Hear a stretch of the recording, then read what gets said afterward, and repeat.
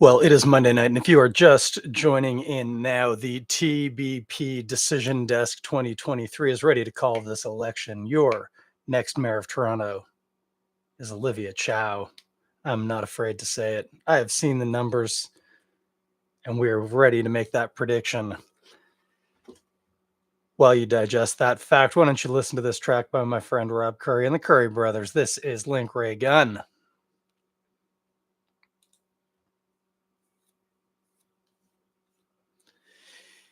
Yes, indeed. It is decision night, election night, a by-election, no less, here in Toronto. Only one question on the ballot. Who should lead this wonderful city? Will it be Mark Saunders, Anna Bailao, Olivia Chow, some other person you've probably never heard of? Fair play, Josh Matlow, maybe. Anyway, the answer to that question, and it has nothing to do with beer, is Olivia Chow. And while the Toronto Beer Podcast is not alive and doesn't have opinions, the only person involved in it is me, and I do, and I think this is fantastic news. Let's see what happens if we talk a little bit about this. The reality, of course, is a mayor in Toronto has little to no to none, basically, impact over your alcohol consuming life. There is one thing that we'll discuss, but I'm going to have a sip of this here beer. That's so good. The nature of the night is we are drinking Lone Pine from Sawdust City as God intended it, which is to say, sucking it right out of the can. You know what color it is? I do, because I've had it before, but you can't tell tonight because it's in a can. Kids waiting at home, I'm going to spoil your night right now. I'm not pouring a beer in a glass tonight. You're going to have to use your imagination. Hang out and listen to the chatter. I'm going to grab another one of these. I have a couple in the icebox. Admittedly, I was limited in selection based on the fact that we were coming back from rugby practice and I knew I didn't have any beer. And I was pretty sure I was going to do this. I did have some gin, and I thought about doing a gin and tonic, but then I thought that's pretty, like, everyone's going to see through that. They're going to be like, oh, what the heck. Incidentally, Jordan St. John, not present tonight. I did message him today, and it sounded like he's going to jump in, not next week because that's a holiday, but possibly the following week for some chatter. I'm Unarmed has put their opinion in. They think that Lone Pine is pink. I got to tell you, I've seen a lot of Lone Pine. I haven't seen one that's pink yet, but we don't know what color this is because it's in a can. It might be. It's like Schrodinger's beer, but not at all. Not even a little. Anywho, we were coming back from... Oh, I just found a glass. I wonder if it's clean. Dare I just use the glass I just found sitting next to me? Okay, here's what we're going to do. We're going to keep this one a mystery. I'm Unarmed. You and I will never find out the color of this beer. As far as we know, this beer is pink. It's delicious, whatever color it is.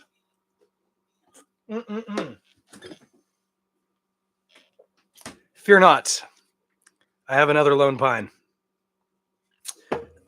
Kids, I know I told you you weren't going to get this, but the creator wanted me to have this glass.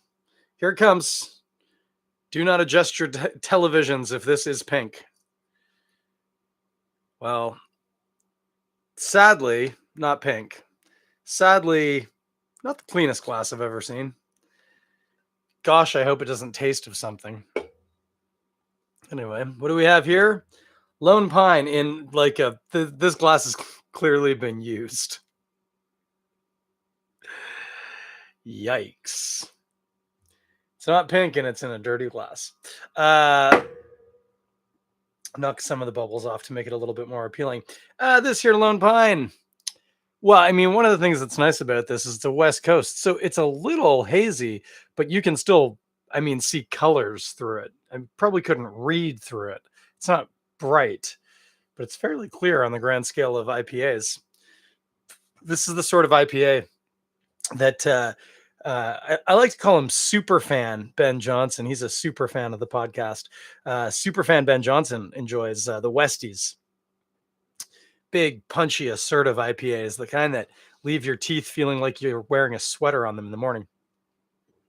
This is a Ben Johnson, a super fan Ben Johnson beer right here, and I am here for it. You know what? I might as well talk about it. I got it here. I was going to be pretty low on details because I was drinking it out of a can, but I mean, the thing you need to know about Lone Pine is that that name is not just a reference to the beautiful white pines that you will see dotting the Muskokan landscape, which is, of course, the stomping grounds of Lone Pine and Sawdust City. It's also an allusion to the fact that the beer itself is quite resinous. If you're used to my Hazy Boy New England IPAs, this is going to be a bit of a culture shock to you. This one has a ton of evergreen, piney for sure, resinous. There is also some grapefruit peel, but grapefruit peel, of course, is also quite resinous and sticky. This has that dankness, which it kind of actually hits both of what I think of as dank, and I always have to qualify what I'm talking about. This is dank, like the aroma of a moist forest floor. In this case, probably a pine forest. That nice, sort of mulchy, slightly musty aroma of the forest floor, which also has a lot of pine in it, but also dank like weed. This has an aroma not totally dissimilar to weed. If you don't know what weed smells like, you haven't gone outside recently. This has both of those dank qualities to it. There's something else fruity in there. There's like, so the citrus, it is white grapefruit peel. There's maybe some juiciness too. I feel like there might be something else dancing in there. Let's actually take a sip and think about it rather than just sucking it out of the can. Mm. Mm-hmm. Mm. I'll tell you this for free. It's delicious. It might have even been Superfan Ben Johnson who was mentioning this. The fruit that I'm tasting, and I do know what it tastes like, and I've eaten it on multiple occasions, is what most people call lychee. I think it's actually very properly pronounced lychee, but anyway, that it's a very typical Asian fruit. Little guys, sort of spiky-ish little shells. You break them open. It's sort of like sort of a whitish, off-white kind of fruit, and you munch it, and it tastes a little bit like this. That's what I'm getting off of this. Assertively bitter. To be fair, my teeth aren't quite squeaky yet. But a really nice lingering density to that hop quality. Because, as noted, this is a West Coast IPA. This is like what all the cool kids were drinking 12 years ago. Maybe, and further back a little. The shift to the New England IPA was very much a shift away from this level of bitterness and intensity, and getting more into the aromatics and less of the actual physical sensory qualities. Now, I know for a fact that this can lists a not insignificant amount of brewing details. I have to confess, I've definitely read it at times. Off the top of my head, I can't tell you specifically what's in it, but I know it's going to tell me. I'm pretty sure there's Chinook in here, but there's also like Cascade. There's a lot of sea hops. There might even be like Tomahawk or something like that. Oh, hey, Rob just joined in. Hey, Rob, how you going, buddy? Let's take a look and see. It is Summit, Simcoe, Columbus, and Chinook. So what did I say? I said a lot of sea hops. There's only two, pardon me, Columbus and Chinook. Summit and Simcoe. Well, the Simcoe goes without saying. Simcoe can also give a little bit of peach. That might be where that little hint of lychee is coming from. Could be. But definitely very resinous, very beautiful, piney, befitting of the name, Lone Pine IPA. As I say, I grabbed this on the way back from rugby practice. being aware that I needed a beer for tonight. Then I nearly didn't record because I was watching the election results come in. And by the time we were home, it was like a lock. There was no turning back. It was a little dicey right off the get-go at 8. But you know what? It's important to remember election results. They have to draw from a lot of places. And if the person who you're really cheering for isn't in the lead now, give it a bit of time. That said, it's now 9:20 p.m. And as noted, the Toronto Beer Podcast Prediction Desk has very confidently declared Miss Olivia Chow the winner of the mayoral election. As I said, does it have much impact on your beer drinking life? No, not a lot. The ways that a mayor of Toronto can have an impact on your drinking life primarily focus around bylaw issues. So, for instance, if you are a fan of the Cafe TO patios, and I hope you are, I hope you've been out on them. They're all set back up again. Bless them. I, myself, have drank on 3 different Cafe TO patios already, and I would highly endorse them. Not going to say specifically where, because I don't necessarily endorse where I was drinking. That's a hint. But they were in my neighborhood. One of them was Castro's Lounge, and I always highly endorse Castro's Lounge. The other 2 will remain nameless. I was there with rugby people. I was drinking pitchers of probably Coors Banquet or something. It was cold. It was yellow. By the time I got there, I'd already had a not insignificant amount of alcohol. So I was really there for the setting, and the setting was delightful. Mayors can help with that. Mayors can control that. Mayors can drive that or kibosh it, depending on their point of view.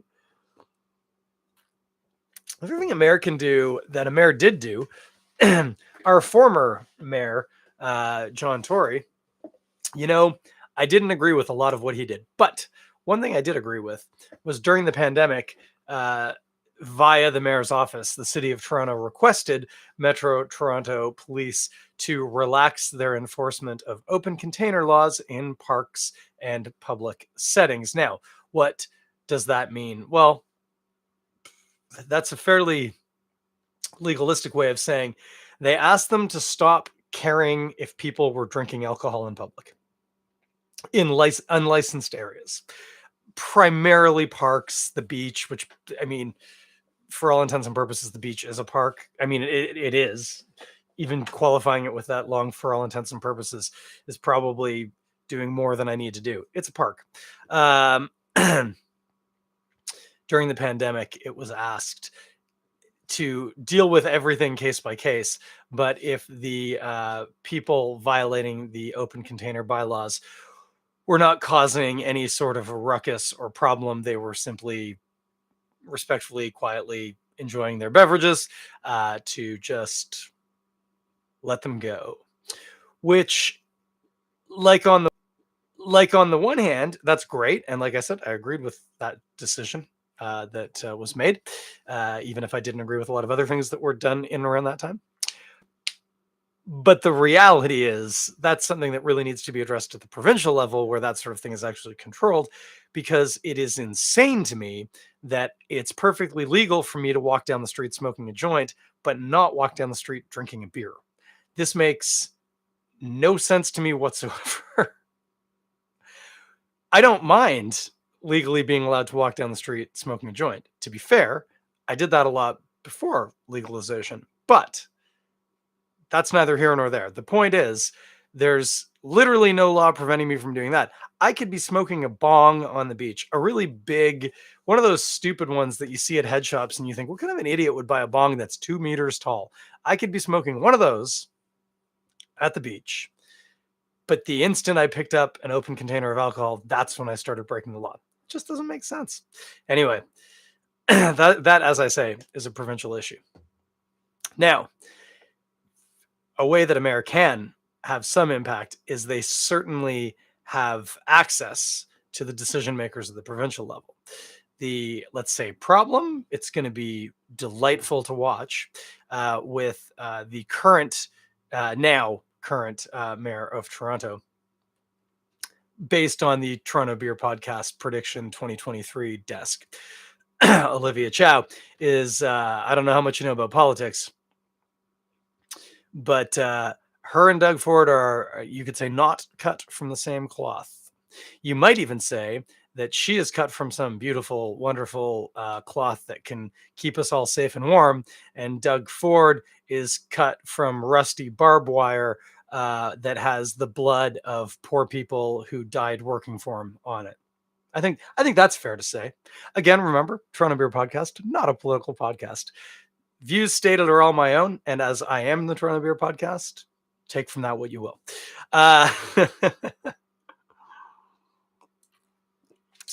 The likelihood of Olivia Chow and Doug Ford finding some real good common ground on common sense alcohol laws in the next few years. I mean, I'm not sure if it happens. I'm here for it. Hey, there's Ben Johnson. Super fan Ben Johnson just joined us.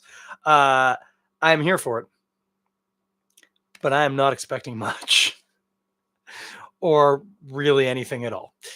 It would be nice if new mayor of Toronto, Olivia Chow, would permanently ask the city of Toronto to stop enforcing open container laws as long as the people with said containers are behaving in a respectful way. Ben Johnson says this show is socialist propaganda. Sure is, Ben. Sure is. That's why you're the super fan. You got it. I didn't even have to explain it to you. It's like you follow along all the time. That would be great. And that would certainly be a way that the mayor of Toronto will have a direct impact on your drinking. Obviously, as well, there is some issues with like licensing and stuff. And so, like, if, for instance, you wanted to say open a brewery, there is, it's again, predominantly provincial licensing. That's the AGCO. There's also, I think you have to deal directly with, it's not the CRA, but it's taxation, like their excise tax on alcohol, which I believe is federal. But as a business that operates, if you are in Toronto, you will also need support from your councillor, and certainly support from a mayor goes a long way. So that could also conceivably, like, for instance, say I happen to know that there's a brewery, speaking of superfan Ben Johnson, that's selling off their brewing equipment. They still are going to exist, but it's complicated. I don't need to make any enemies on this show. I'm already a socialist propagandist. Call me Propaghandi. That's a great band. Anyway, if you want to buy Rhythm and Bruce's Brew House and move it into Toronto, it would be helpful if you had a kind ear at the mayor's office. More so with your councillor. It doesn't really impact you, actually. I'm really reaching here for trying to find ways to make Olivia Chow the hero of beer in Toronto. It ain't going to happen. I don't even know if Olivia Chow drinks, to be honest with you. Who knows? One very important thing that has nothing to do with beer and everything to do with socialist propaganda, or let's be honest, just being a decent human and interested in the multicultural reality of Toronto.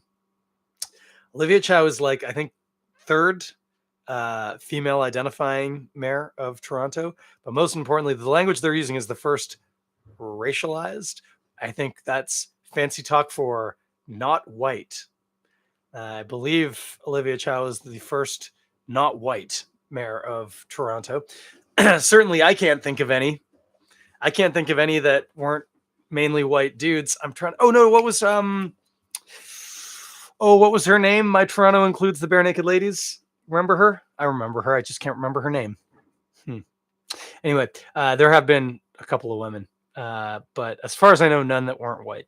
And so Olivia Chow, just reminding us all that this city that we live in is a multicultural one and should have representation of that at the elected level. And I'm here for it. I'm here for it. I'm pretty sure she was born in Hong Kong. You know what that means? all of the right-wing snowflakes are going to be up in arms about Chinese election interference. To which I would reply,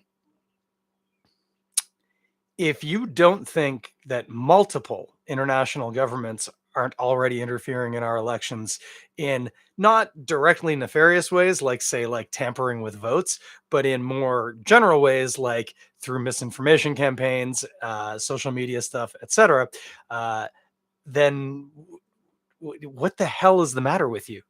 I find the entire conversation around the election meddling federally mind-boggling. Everyone's acting all surprised. A, they're acting surprised, and B, they're acting like they think there's anything we can do about it. It's like, have these people never used the internet before? Similarly, and hey, I feel bad that the MP guy, I've forgotten his name now, his family was targeted by the Chinese government. But again, what do you think they do? Do you know I'm banned in China? Apparently, I can never get a travel visa in China because of a website I used to manage. Got an official warning from the Chinese government. It was pretty scary actually when I got it. And then the Chinese guy I was working for, who it's really his fault if we get right down to it. He was very dismissive. He was like, "Yeah, you're never going to be able to travel in China. Don't worry about it." And I was like, "What if I wanted to travel to China?" He said, "You don't. If you went, they'd probably arrest you. You don't want to go." It doesn't seem right. Anyway, if A, you're surprised that the Chinese, and let's be honest, other governments internationally are meddling in our election, man, I wish I knew how it felt to live in Little House on the Prairie, because I think that's sort of the last time that sort of point of view is probably relevant. Probably. Anyway, speaking of this show being left-wing socialist propaganda, what was it? Just socialist propaganda. Just seeing the comment again. That's what we got going on. Hey, did you get out to Pride this weekend? I've been thinking of trying to get a Pride-based beer, but I just don't get out much. I didn't go this year. Stayed home with my wife and daughter. We went and sat on the beach and drank a lot of gin and tonic. Hung out with a bunch of friends. I had a nice nap, and I got a question here from Ben. And hung out, but my son did go. He was actually on a float, bless his soul, with the TDSB. They gave him a special T-shirt, and I think he had a squirt gun at some point or something. Delightful. He had a ball. He said it was really good. So yeah, if you got down to Pride and you saw a very tall, thickly sideburns fellow on the TDSB float, probably wearing a Tilly hat, knowing my son, that was Ben. Yep, and he was loving life. Ben, in answer to your question, yes, thank you. Michael Chong, that was his name. I want to be fully transparent with you, my listeners and viewers, if you're on one of the viewy things. I knew his name was Michael. I couldn't remember his last name, and I was going to go for Chang, so I was off by a vowel, but I intentionally didn't because saying that didn't sound right in my head, and it was like going to sound super racist if I was like, I don't know, Chang or something like that. His name was Chong. It's pretty close. Anyway, Michael Chong, thank you, Ben Johnson. That was his name. Michael Chong, you knew that the Chinese government was interfering with your family, and if you didn't, what the hell, man? What the hell? What am I drinking? I am drinking a Lone Pine IPA. West Coast, Ben, not hazy. I mean, it's not see-through, but it ain't clear. It ain't hazy. It's just in the middle. Big, assertive, sticky hops. It's got Summit and Simcoe and Cascade. No, not Cascade. Chinook and Columbus in it. I looked at the side of the can. Sticky, man. Resinous. Piney. Little dank. Tastes slightly of weed. It's really good. It's real nice. I like this one a lot. Okay, so we've talked about beer. We've talked about the election. Got some events coming up, probably. Ben, do you know of any? Classic Westie Johnson. Yeah, see? Superfan Ben Johnson. Loves the West Coasts. Told you. I did see Left Field's got a whole whack of events. I saw the email and I started scrolling through it and I thought, man, that's a lot of things that I'm not going to remember. But they seem to have a lot of good stuff coming down the pipe. Toronto Festival of Beer, brought to you by the Beer Store, I think is coming up. It's normally in July, isn't it? I think it's in July. I got nothing. I got nothing. It's the long weekend, guys. Canada Day is coming up. You got any plans? Going up north? Going to the camp, to the cabin, to the cottage, depending on where from you are from in Ontario, or maybe a perhaps trailer. Nothing against a little trailer. Maybe camping, getting a tent out, going for a tramp like a walk. Don't. I'm not being derogatory here. I mean, if you want to go tramping from in a sexual way, you do you. Canada Day, what a time to light it up. A lot of people drinking a lot of alcohol and looking for a good time. I guess. No. Oh, mm-mm-mm. You know, I'm enjoying this beer a lot. I've enjoyed this. I've enjoyed propagandaing you with my left-wing nut job politics. I didn't even get deep into it either. Whew, let me tell you. I might roll, go walk my dog.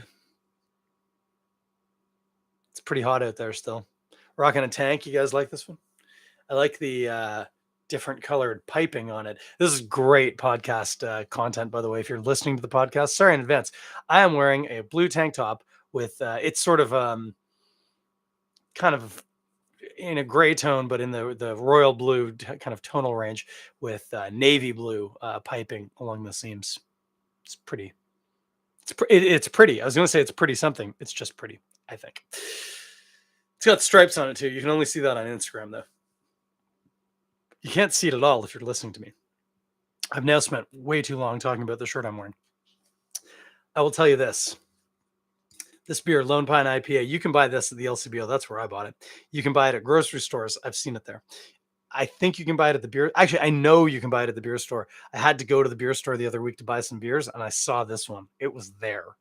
And most importantly, you can buy it at the brewery in Gravenhurst, Ontario, which is if you even go in the general vicinity, like if you cross into the region of Muskoka and don't go out of your way to go visit Sawdust City, I mean, you do you, but I would not want to live your life. I want to go to Sawdust. Anytime I get on the 400, I think it's not that far to Sawdust. It's not. I might only be going to York University to watch a rugby game, but the whole time I'm thinking, if I just stayed on this here highway for about an hour and a half, I would have to change highways. I would have to transfer onto 11, exit at Bethune Drive, follow Bethune through the charming town of Gravenhurst, past the Albion, or the Bin, as the locals call it. Yeah. And then there's Sawdust. You can't miss it. There's a huge Muskoka chair.